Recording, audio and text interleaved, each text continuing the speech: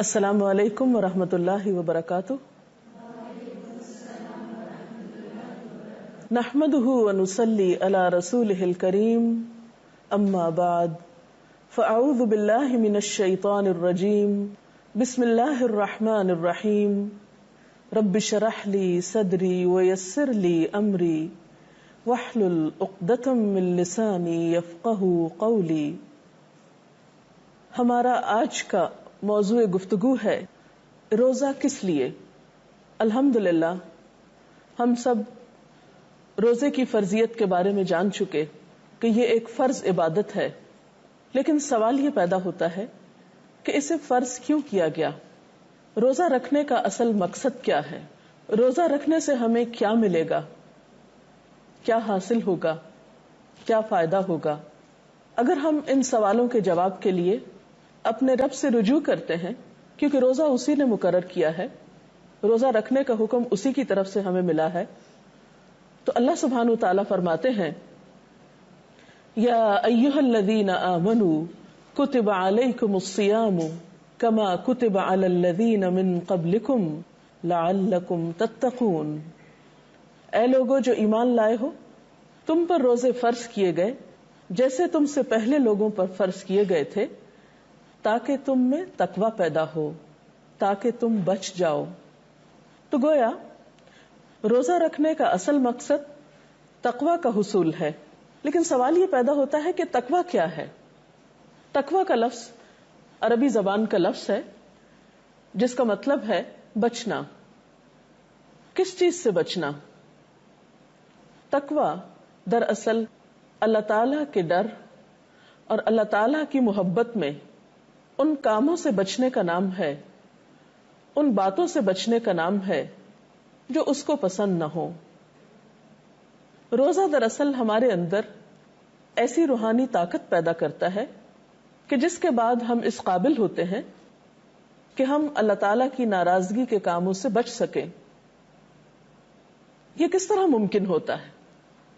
یہ اس طرح کہ روزے میں جیسے ہمیں اس بات کا حکم دیا جاتا ہے کہ ہم صبح سے شام تک مخصوص اوقات میں کھانے پینے سے پرہیز کریں. کھانا پینا ایک جائز کام ہے، انسان کی ضرورت ہے.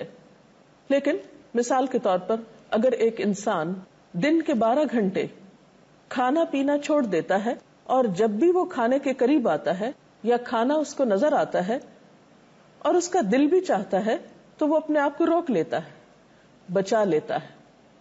مثلاً ایک شخص شدید پیاسا ہے، تنہا ہے، کوئی اس کے آس پاس نہیں اور پانی بھی موجود ہے، لیکن وہ پانی کے ہوتے ہوئے اور پانی کی ضرورت محسوس کرتے ہوئے بھی پانی سے بچتا ہے، حتیٰ کہ وضو کرتے ہوئے بھی ایک قطرہ پانی کا اپنے حلق سے نیچے نہیں جانے دیتا. اور ایسا دن میں کئی بار ہوتا ہے. ایک شخص بھوکا ہے، کھانا موجود ہے، کوئی دیکھ نہیں رہا، صرف اس کو اس بات کا احساس ہے کہ میرا رب مجھ کو دیکھ رہا ہے. دن میں بار بار اس احساس کا پیدا ہونا کہ میرا رب مجھ کو دیکھ رہا ہے اور اس احساس کے تحت جائز اور حلال چیزوں سے بچ جانا، رک جانا، اسی کا نام تقوی ہے. روزہ دراصل ہمارے اندر اسی چیز کی پریکٹس اور اسی چیز کی ایکسرسائز کراتا ہے، اور یوں ہم بچنے کی عادت سیکھ لیتے ہیں. اسی طرح روزے کی حالت میں کچھ اور چیزوں سے بچنے کے لیے بھی کہا گیا، اور وہ بھی جائز اور حلال ہیں.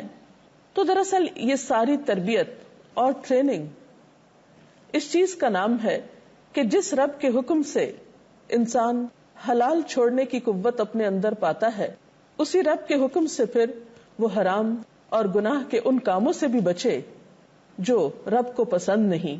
اور ایک بندہ مومن کو اس بات کا تو بہرحال دھیان رکھنا ہی ہے کہ وہ اپنے رب سے ڈر کر زندگی بسر کرے. نبی صلی اللہ علیہ وسلم نے تقوی کا مقام دل کو بتایا.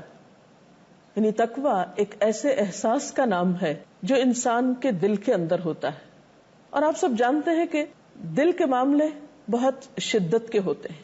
جس چیز کو انسان کا دل چاہتا ہے پھر اسے ہر قیمت پہ کرنے کو تیار ہو جاتا ہے. جو چیز انسان کے دل کو لگ جاتی ہے، جس چیز کا انسان اپنے دل سے عہد کر لیتا ہے، پھر اسے عملی زندگی میں بھی لانے میں اس کو کوئی مشکل نہیں ہوتی.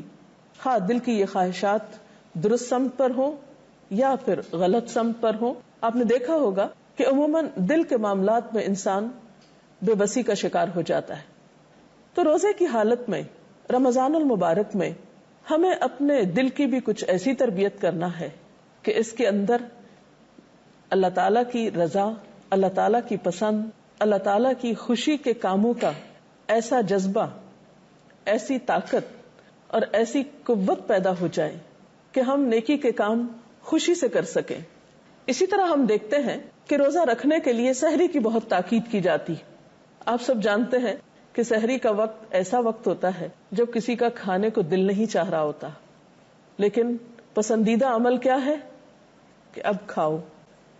رات کو ہم جب سارے دن کے کام کاج اور روزے کی کیفیت کے بعد تھکاوٹ کا شکار ہوتے ہیں، سونا چاہتے ہیں، تو پسندیدہ ترین عبادت تراویح ہمارے لیے رکھ دی گئی.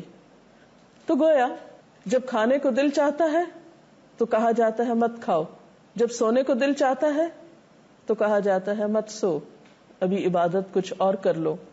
جب ہمارا کھانے کو دل نہیں چاہ رہا ہوتا تو کہا جاتا ہے کھاؤ، اس وقت کھانے سے تم پہ رحمت نازل ہوگی، فرشتے تمہارے لیے دعائیں کریں گے. تو گویا ایک پورے مہینے میں ہم اپنے آپ کو ایک ایسی تربیت میں پاتے ہیں کہ بہت سی چیزوں میں اپنے دل کی مرضی کے خلاف جانا سیکھتے ہیں، اپنے نفس کے خلاف جانا سیکھتے ہیں. اس طرح وہ مقصد پیدا ہوتا ہے جو دراصل اللہ تعالیٰ نے روزے کے پیچھے رکھا ہے کہ تمہارے اندر تقوی پیدا ہو. اب سوال یہ پیدا ہوتا ہے کہ تقوی آنے سے ہوگا کیا؟ تقوی کیوں پیدا ہو؟ اگر واقعی ہم اس بات میں کامیاب ہو جائیں، اس کوشش میں کامیاب ہو جائیں کہ اس رمضان میں ہم اپنے اندر تقوی کی ایک کیفیت پائیں، کیونکہ تقوی کا مرکز دل ہے اور ہر شخص اپنے دل کی حالت کو دیکھ کر یہ پہچان سکتا ہے کہ اس کے اندر کتنا تقوی پیدا ہوا ہے. لیکن کچھ چیزیں اگر ہمارے سامنے ایسی ہو کہ جس سے ہمیں تقوی کے فائدے پتہ چل جائیں تو شاید ہم تقوی کے حصول کے لیے مزید کوشش کریں اور یہ ساری محنت اور مشقت خوشی خوشی کرنا چاہیں. تو آئیے چند ایک باتیں اللہ تعالیٰ کے کلام پاک سے تقوی کے فائدوں کے بارے میں ذکر کرتے ہیں کہ تقوی انسان کو کیا دیتا ہے. یعنی رمضان یا روزہ، اس کا مقصد تقوی کا حصول، اور تقوی کیوں؟ تاکہ انسان کامیاب ہو سکے، اور پھر اس کو حاصل کرنے کے لیے جب انسان کو فائدے پتہ ہوں گے کہ تقوی کے بعد مجھے کیا کچھ ملنے والا ہے، تو اس میں انسان کی کوشش اور زیادہ بڑھ جائے گی. تو قرآن پاک سے ہمیں یہ پتہ چلتا ہے کہ تقوی انسان کی ہدایت کا ذریعہ ہے. تقوی کے آنے کے بعد انسان کو اللہ تعالی کی طرف جانے کا صحیح راستہ معلوم ہوتا ہے، یا انسان کے اندر ایک طلب اور ایک تڑپ اٹھتی ہے. قرآن پاک میں اللہ سبحانہ وتعالیٰ فرماتے ہیں ذالک الکتاب لا ریب فیہ ھدی للمتقین، یہ کتاب، اس میں کوئی شک نہیں، راہ دکھاتی ہے تقوی والوں کو. گویا ہدایت کس کے لیے ہے؟ اس کے لیے جس کے دل میں اس کی طلب ہو، اس کی تڑپ ہو، اس کی چاہت ہو. گویا دوسرے لفظوں میں تقوی ہو. ایک اور جگہ پر فرمایا کہ ان اللہ مع الذین اتقوا، یقیناً اللہ ان لوگوں کے ساتھ ہے جو تقوی اختیار کرتے ہیں. تو گویا تقوی اللہ تعالی کی مدد کے حصول کا ذریعہ بھی ہے. پھر اسی طرح ولایت بھی انسان کو تقوی کے ذریعے حاصل ہوتی ہے. واللہ ولی المتقین، اللہ ساتھی ہے، دوست ہے، مددگار ہے متقی لوگوں کا. تقوی سے اللہ تعالیٰ کی محبت بھی نصیب ہوتی ہے. فإن اللہ یحب المتقین، سورۃ آل عمران میں فرمایا کہ یقیناً اللہ محبت کرتا ہے تقوی والوں سے. اسی طرح اللہ تعالیٰ کے نزدیک معزز ترین لوگ ہیں وہ جن کے اندر تقوی ہوتا ہے. ان اکرمکم عند اللہ اتقاکم، بے شک تم میں سب سے زیادہ عزت والا اللہ کے نزدیک وہ ہے جس کے اندر تقوی ہے. تقوی علم کے راستے بھی آسان کرتا ہے. ارشاد باری تعالیٰ ہے واتقوا اللہ ویعلمکم اللہ، اور اللہ کا تقوی اختیار کرو، اللہ تم کو سکھا دے گا. گویا علم کے خزانے تقوی کی بدولت نصیب ہوتے ہیں، اور خاص طور پر حقیقی علم. متقی لوگوں کے لیے خوشخبریاں بھی ہیں. ارشاد باری تعالیٰ ہے الذین آمنوا وکانوا یتقون لہم البشری فی الحیاۃ الدنیا وفی الآخرہ، اور جنہوں نے تقوی کا رویہ اختیار کیا، دنیا اور آخرت دونوں زندگیوں میں ان کے لیے بشارت ہی بشارت ہے. پھر اسی طرح تقوی انسان کو برائیوں سے بچنے کی قوت بھی عطا کرتا ہے. فرمایا ان تتقوا اللہ یجعل لکم فرقانا ویکفر عنکم سیئاتکم ویغفر لکم واللہ ذو الفضل العظیم. اگر تم تقوی اختیار کرو گے اللہ کا تو اللہ تمہارے لیے کسوٹی بہم پہنچا دے گا، یعنی تمہارے اندر ایک میزان قائم کر دے گا، اور تمہاری برائیوں کو تم سے دور کر دے گا، اور تمہارے قصور معاف کر دے گا. اللہ بڑا فضل فرمانے والا ہے. گویا تقوی کے نتیجے میں فرقان بھی نصیب ہوگا، برائیوں سے دوری بھی، اور بخشش کا وعدہ بھی. پھر اسی طرح متقی لوگوں کے لیے اللہ تعالیٰ کی حفاظت کا وعدہ بھی ہے. ارشاد باری تعالیٰ ہے وَإِن تَصْبِرُوا وَتَتَّقُوا لَا يَضُرُّكُمْ كَيْدُهُمْ شَيْئًا، اگر تم صبر کرو گے اور تم تقوی اختیار کرو گے تو دشمن کی چالیں تمہارا کچھ نہ بگاڑ سکیں گی. تقوی تنگی سے نجات کا ذریعہ بھی ہے، رزق کی فراہمی کا ذریعہ بھی ہے. ارشاد باری تعالیٰ ہے وَمَن يَتَّقِ اللَّهَ يَجْعَل لَّهُ مَخْرَجًا وَيَرْزُقْهُ مِنْ حَيْثُ لَا يَحْتَسِبُ، اور جو کوئی اللہ کا تقوی اختیار کرے گا اللہ تعالیٰ اس کے لیے مشکلات سے نکلنے کا راستہ پیدا کر دے گا، اور اس کو وہاں سے رزق دے گا جہاں سے وہ سوچ بھی نہ سکتا ہوگا، جدھر کا اس کو خیال بھی نہ ہوگا. گویا رزق کی فراہمی کا وعدہ بھی تقوی کے ساتھ ہے. اسی طرح زندگی کی تاریکیوں میں اجالا بھی تقوی سے.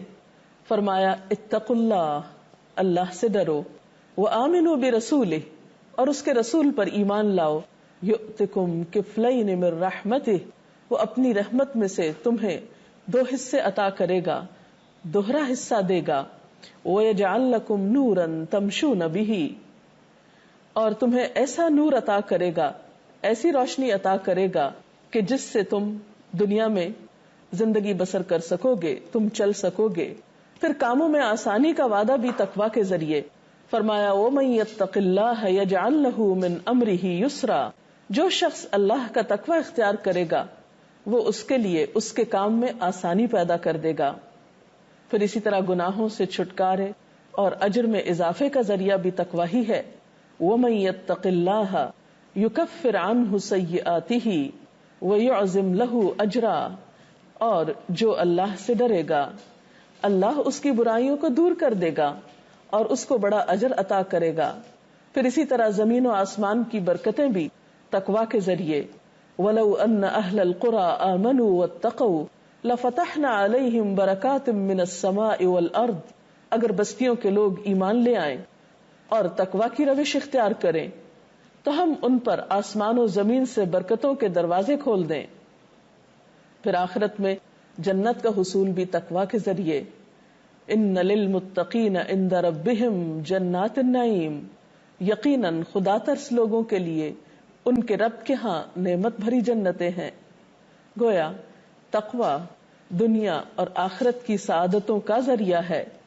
ایک حدیث میں آتا ہے، حضرت معاذ بن جبل سے روایت ہے، کہتے ہیں کہ جب رسول اللہ صلی اللہ علیہ وسلم نے انہیں یمن بھیجا گورنر بنا کر، تو ان کی روانگی کے وقت نبی صلی اللہ علیہ وسلم نے ان کو ان کے کام کے بارے میں کچھ ہدایات دی اور کچھ دیر ان کے ساتھ ساتھ چلتے بھی رہے. حضرت معاذ سواری پر تھے اور رسول اللہ صلی اللہ علیہ وسلم ان کی اونٹنی کے ساتھ پیدل چل رہے تھے. جب آپ انہیں نصیحتیں فرما چکے تو فرمایا، اے معاذ، شاید اس سال کے بعد تم مجھ سے نہ مل سکو، اور شاید تم میری اس مسجد اور میری قبر کے پاس سے گزرو. یہ سن کر معاذ رضی اللہ تعالی عنہ نبی صلی اللہ علیہ وسلم کی جدائی کے صدمے سے رو پڑے. پھر آپ مدینہ کی طرف مڑ گئے، واپسی کا راستہ اختیار کیا اور فرمایا میرے نزدیک پرہیزگار لوگ ہوں گے، خواہ وہ کوئی بھی ہو اور کہیں بھی ہو. گویا معاذ کو آخری نصیحت اور آخری وصیت جو آپ نے فرمائی وہ تقوی کی تھی کہ اے معاذ، اگر تم میری قربت چاہتے ہو تو خواہ تم کہیں بھی ہو، تم میرے قریب ہو اگر تمہارے اندر تقوی ہے. تو گویا اللہ تعالیٰ کے قرب کا ذریعہ، نبی صلی اللہ علیہ وسلم سے قرب کا ذریعہ تقوی ہے. اور رمضان ایک بہترین موقع ہے اس تقوی کے حصول کے لیے. انشاءاللہ رمضان المبارک ہم سب کے لیے تقوی کے حصول کا ذریعہ بنے گا. اس کے ساتھ ساتھ ہمیں اللہ سبحانہ وتعالی سے دعا بھی کرنی چاہیے، اور اس کے لیے بہترین دعا نبی اکرم صلی اللہ علیہ وسلم نے خود سکھائی، اور وہ کیا ہے کہ اللہم آت نفسی تقواها وزکها انت خیر من زکاها انت ولیها ومولاها. اس کا ترجمہ ہے اے اللہ تو میرے نفس کو اس کا تقوی عطا کر دے اور اس کو پاکیزگی عطا کر دے، تو ہی بہترین پاکیزگی عطا کرنے والا ہے، تو ہی اس کا کارساز اور بہترین مولا ہے. تو اللہ تعالی ہم سب کو اس رمضان میں تقوی کی بہترین دولت عطا کرے اور اس تقوی کے ذریعے دنیا اور آخرت کے فائدوں سے معمور فرمائے. اللہ حافظ.